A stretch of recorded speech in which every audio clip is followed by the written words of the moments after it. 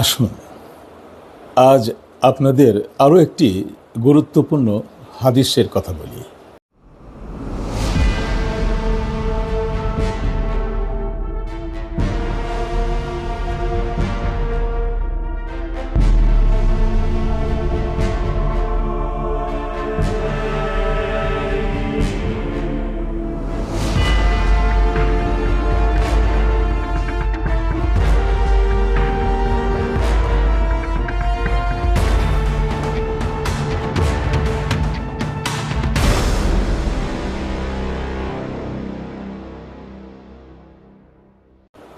একবার উম্মে সালমা আমাদের প্রিয় নবী হযরত মুহাম্মদ মুস্তাফা সাল্লাল্লাহু আলাইহি সাল্লামকে জিজ্ঞেস করলেন, দুনিয়ার নারীর মর্যাদা বেশি না বেহেশতের নারীর মর্যাদা বেশি?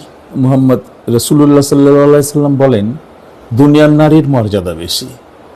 উম্মে সালমা একটু আশ্চর্য হয়ে জিজ্ঞেস করলেন, এটা কিভাবে? উম্মে সালমা একটি কথা মনে প্রাণে আগে থেকেই ধারণা করে নিয়েছিলেন, তারা প্রস্রাব করবে না, পায়খানা করবে না, তারা বুড়ো হবে না, তাদের মৃত্যু নেই।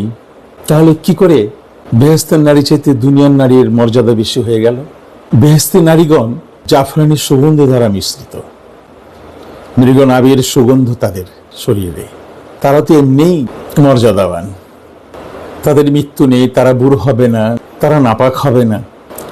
মুহাম্মদ রাসূলুল্লাহ সাল্লাল্লাহু আলাইহি সাল্লাম বলেন, উম্মে সালমা, দুনিয়ার নারীগণ নামাজ পড়ে, রোজা রাখে, আল্লাহর ইবাদত বন্দেগী করে, নিজেকে হেফাজত করে, নিজের ইজ্জত আবরুর রক্ষা করে, পর্দা করে, গুনহা থেকে নিজেদেরকে রক্ষা করে।